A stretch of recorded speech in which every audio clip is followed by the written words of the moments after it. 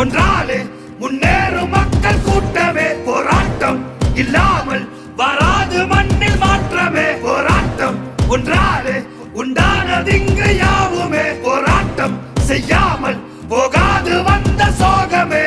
ஆதினாளில் யாரும் ஏழை இல்லை, யாரும் வர்க்கம் மோசமே. கொடியேந்தும் கைகள் கூட்டு சேர்ந்து நிற்க ஏதும் இல்லை வாட்டமே. கோழை போல வாழ்ந்து ஆவதென்ன வேண்டும், வேண்டுமே வீரமே. புலி போல நாமும் பாய வந்த பின்பு ஓடும் அந்த கூட்டமே. முறைப்படி அப்ளை பண்றேன், நீங்க முறைப்படி ஒரு பதில் தருங்க. நான் எப்போது குற்றவாளியாக ஆகுவேன், எப்போது சட்டத்தை மீறவோ அப்போதான் குற்றவாளி. உங்க மனசுல நினைச்சுட்டாலே நான் குற்றவாளியா? நான் குற்றவாளி எல்லாரும். இது முழுக்க முழுக்க லேபர் மூவ்மெண்ட். இது நாட் பொலிட்டிக்கல். இதனுடைய அரசியல் இயக்கம் அல்ல. ஒரு அரசாங்கத்துக்கு எதிராக நன்மையை தூண்டுவதோ அதன் மூலம் விளம்பரம் தருவதற்கும் இது ஒரு அரசியல் இயக்கம் அல்ல. இஷ்யூ எங்களுக்கு ஸ்பான்சர் நிர்வாகத்துக்கு, எங்களுக்கு போலீஸ்க்கு அல்ல. எங்களுக்கும் ஸ்பான்சர் நிறுவனத்துடைய கொள்கை முடிவுக்கும் தொழிற்சங்கத்தின் சட்டப்பூர்வமான ஊழியருக்குமான மோதல் முரண்பாடு உங்களுக்கும் எங்களுக்கும் அல்ல. எங்களுக்கும் அவர்களுக்கும் இருக்கக்கூடிய மோதல் வரும் என்று சொன்னால் யாருக்கிட்ட முறையிடும்? கவர்மெண்ட். இந்த மாவட்டத்துடைய முதல் கவர்மெண்ட் எது? District judge collector. கலெக்டர் முறையிடுவதற்கு நாட்டில் அனுமதிக்கப்பட்டிருக்கிற வழிமுறை என்ன? பூர்வமாக வந்து மனு தரலாம், நேரடியாக வந்து மனு தரலாம், நேரடியாக பேச்சுவார்த்தை நடத்தலாம். இது கான்ஸ்டிடியூஷன் இருக்கக்கூடிய டெமோக்ராட்டிக் சம்பந்தமான இதற்கு கொடுக்கப்பட்டிருக்கிற ஃபண்டமெண்டல் ரைட்.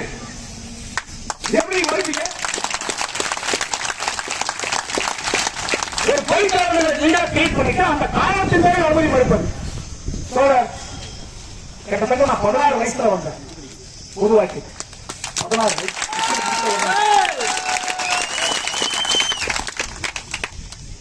வயசு 59. 43 வருஷம் பார்த்துட்டேன். காவல்துறைக்கு பொய் என்கிற வார்த்தையை தவிர எதுவும் தெரியல.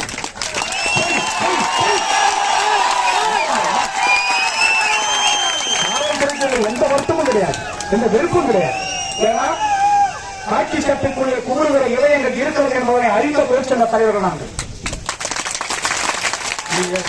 போலீஸ் ஸ்டேஷன்ல வந்து எனக்கு ரகசியமா எடுத்து மறைச்சு நீங்க வந்து காலையில 7:45 மணி கடத்தின்னு போயிட்டு 18 கிலோமீட்டர் யாருக்கும் தெரியாம ரகசியமா வச்சிருக்கீங்க. பாகிஸ்தான் ஆச்சு. இன்னும் 2 மணி நேரம் 3 மணி நேரம் வச்சிருக்கீங்கன்னா கான்ஸ்டபிள் நான் யூனியன் லீடர்.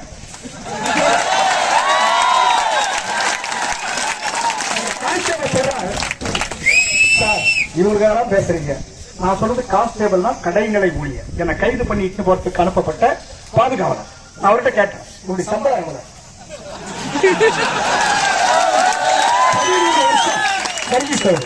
சம்பளம் 30,000 ரூபாய். தமிழ்நாடு அரசாங்கமே உன் காவலருக்கு நியாயமான சம்பளத்தை கொடு. முதலில் 13 வருஷமாக தொழிலாளிக்கு இந்த மாநிலத்தில் காஞ்சிபுரம் மாவட்டத்தில் ஏன் தொழிற்சங்கம் தேவைப்படுகிறது சொன்னால் ஊதிய சுரண்டலில் இருந்தவன் விடுதலை பெற்றது சங்கம் அமைக்கப்பட்ட இடங்களில் 50,000 60,000 13 சர்வீஸ் உள்ள ஒரு ஒர்க் இருக்கு. தமிழ்நாடு கவர்மெண்ட் கான்ஸ்டபிள் என்ன கொடுக்குறீங்க? அவன் சம்பளத்தை கேட்கறேன். ஒரு மனுஷன் அவன் என்ன தெரியுமா கேட்டான்? தூங்குவதற்கு 6 மணி நேரம் கொடுங்க. 6 மணி நேரம். போலீஸோட வாழ்க்கை, போலீஸோட கஷ்டம் என்ன தெரியும்? SI, inspector, DSP, ASP, SP, DIG, DGP அதுல வேற. ஆனா ஒரு ஏட்டையா, ஒரு டபுள் கோடு போட்டவர், ஒரு ரைட்டர், அவர் வாழ்க்கை என்ன? ஒரு கான்ஸ்டபிள், ஆயிரக்கணக்கான ஊழியர்கள். நமக்காவது நைட் ஷிப்ட் ஒரு நேரம் இருக்குது. தூக்கம் வரனா கூட அந்த நேரத்தில் போய் வேலை செஞ்சு பகல்ல வந்து தூங்கணும். தூக்கம் வரனோட கொடுப்போம். அவங்க அனுபவம் கிடையாதுங்க அந்த காவலர்களுக்கு.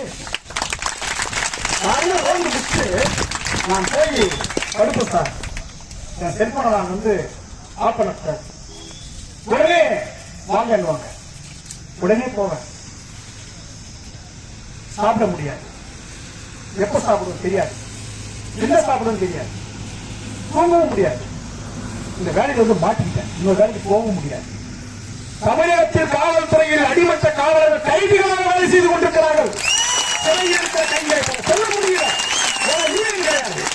கேரளாவில் இடது முன்னே அரசாங்கம் ஆட்சிக்கு வந்தவுடன் கேரளாவை சாய்த்த தவறு காவலர்களுக்கு ஊழியர் வைத்துக் கொடுத்த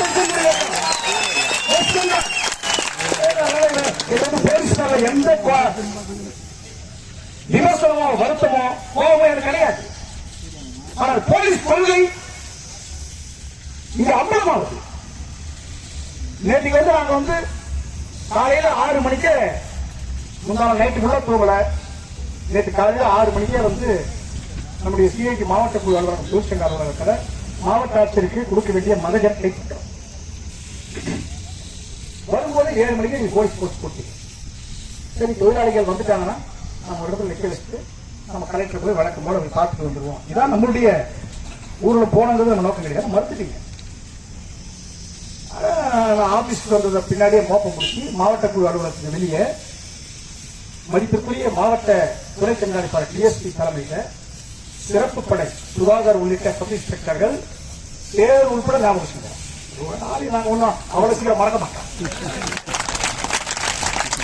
எல்லாம் சேர்ந்து உள்ள போறபோது போலீஸ் நான் வரத்தை பார்த்துட்டு மொத்த படை ஆபீசர் வந்து நிக்கிறீங்க.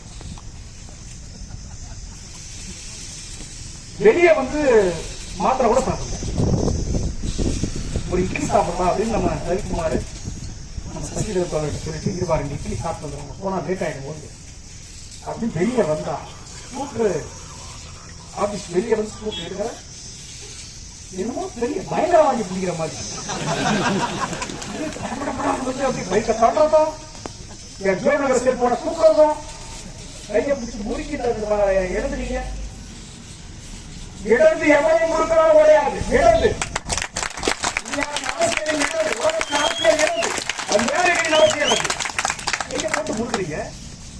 என்னன்னு கேட்டோம்.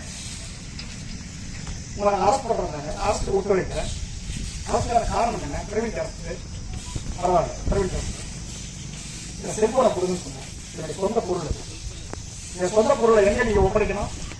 என்னை கைது பண்ணி நீங்க வந்து கோர்ட்டை சரண்டர் ஆகிற போது என்னுடைய பொருள் முழுவதும் காவல்துறை பொறுப்பா எழுதி வாங்கின்னு சம்பந்தப்பட்ட என்னுடைய உறவினத்தை கொடுத்துருங்க. நடைமுறை இப்படிதான் பாகிஸ்தான் போராட்டத்தில் கைது செய்கிற போது இங்க கூட இருக்கிற சவுந்தரராஜன் மதிப்புக்குரிய சிறப்பு பிரிவினுடைய தலைவர் வந்திருக்காரு முதல் முறையா. அவர்தான் 2010ஆம் ஆண்டு செப்டம்பர் மாதம் என்னை கைது செய்கிற போது எங்கள் பொருள்லாம் முறையாக வாங்கி கொடுத்தாங்க. ஆனா என்ன பண்ணுங்க செல்போனை வாங்கி தரமாட்டேன். என் பைக் எடுத்து போயிட்டீங்க. சொல்றேன் காவல்துறை எப்படி தேடி ஒழித்திருப்பாங்க உலகத்துக்கு தெரிவிக்கும். செல்போனை வந்து நான் வந்து செல்போன் பயப்படுறது கிடையாது. ஏன் செல்போன் தான் ரகசியத்தினுடைய பெட்டகம். ஆனா நாங்க பயப்படலையா? என் செல்போன் ரகசியமே கிடையாதுயா. இந்த நாட்டு சட்டத்துக்கு உட்பட்டு போகணும் செல்போன். நீ ஒரு தகவல் எழுதிருக்காது. எல்லாரும் செல்போன்ல வந்து நம்பர் போட்டு லாக் பண்ணி வைப்பாங்க. லாக்கே பண்ண மாட்டோம். லாக் பண்ண மாட்டோம். ஓப்பன். நான் ஆரம்ப காலத்துல சொல்லுகிறேன். எங்களை போன்ற தோழர்கள் கட்டுகிற வேட்டியும் போடுகிற சட்டை வெள்ளை மட்டுமல்ல, எங்க சிந்தனை வெள்ளை, எங்க சிந்தனை சிறப்பு, எங்க செல்போன் ஓப்பன். தாராளமா ஓப்பன் பண்ணிக்கலாம். நீ சொல்ற பொய் தகவல் எல்லாம் இருக்காது. ஒன்னே ஒன்றா கேட்டேன். கோர்ட்டோட கைட்லைன்ஸ் என்ன? ஒருத்தர் கைது பண்ணீங்கன்னு சொன்னா ரத்த உறவு சொல்லணும், குடும்பத்தாரு சொல்லணும். நான் பொதுவாய்க்கு இருக்கிற ஒரு முக்கியமான பொறுப்பாளர் இருக்கிற முறையில் என்னுடைய தலைமைக்கு நான் சொல்லணும். என் போனை கொடுங்க, நான் சொல்லிட்டு உங்கள்கிட்ட கொடுத்துறேன், தரமாட்டேன். அதுக்கப்புறம் என்ன என் மனைவி சொல்லுங்க சொல்றேன். அதனால எந்த பேச்சும் கிடையாது. ஏற்கனவே தயாரிக்கப்பட்டு வைத்திருந்த ஒரு கார் யாருடைய கார்னு நமக்கு தெரியல. போலீஸ் கார் கிடையாது. யாருடைய கார் அது தெரியல. தெரியும். அந்த வண்டியில வந்து சம்பந்தமா தள்ளி நீங்க மாட்டிட்டு போறீங்க. நம்ம ரவிக்குமாரோ கூட இந்த சசிகரனும் அவங்க எந்த இதுலயும் அவங்க என்ன என் கூட கீழே இறங்கி பின்னாடி ரொம்ப லேட்டா வராங்க. அவங்க கைத்தை பிடிச்சி தள்ளிட்டு போறீங்க. உன்னால வந்து கஞ்சா பிடிக்கிற மாதிரி கைத்தை பிடிச்சி தள்ள முடியுமா?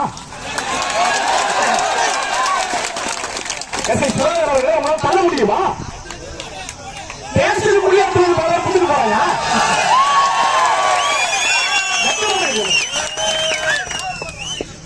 ஊருக்குள்ள அரசியல் தேர்வு நடக்குமா? எல்லா சட்டம் விடுங்களோ உங்களுக்கு தெரியல. எத்தனை கேள்வி, எத்தனை ரவுடி, எத்தனை குண்டா என்ன எழுதி வச்சுக்கோங்க போலீஸ் ஸ்டேஷன்லயா? எத்தனை பேர் இந்த ஏரியாவில் தமிழ்நாட்டுடைய தலைமையான காஞ்சிபுரம் மாவட்டம், காஞ்சிபுரம் இருக்கிற ரவுடிகளை எப்படி ஃபார்ம் ஆனாங்க? எத்தனை பேர் பிடிக்க முடிஞ்சது? அது முடியாதுன்னு எனக்கு தெரியும். நீங்க காரணம் கிடையாது. இந்த சமூக சூழல், இந்த சமூகம் ரவுடிகளை உருவாக்குகிறது. இந்த சமூகம் சமூக ரவுடிகளை உருவாக்குகிறது. காவல்துறை கூடுமான வரையிலும் அதை கட்டுப்படுத்த முயற்சி பெறுது. அவ்வளவுதான். ஒற்றை நீங்க அப்படியே பிடிக்கிறீங்க. அவனா தப்பிச்சு போயிடுவானா? நான் சொல்றேன், கைது பண்ணிக்க, என்ன அரசு பண்ணிக்க, நீங்க டிமாண்ட் பண்ணி எதுவும் பண்ணு. இப்ப ஏன் பண்றீங்க? என்ன எதுக்காக பண்ண? ஊழல் போட்டு அவ்வளவு பெரிய குற்றமா? நான் ஊழல் போய் எந்த சட்டம் கெட்டு போச்சுன்னு ரெக்கார்ட் காட்டு. இந்த 35-40 வருஷத்துல காஞ்சிபுரத்துல 30,000 பேர் ஊழல் நினைச்சிருக்கோம், 3,000 பேர் ஊழல் நினைச்சிருக்கோம்.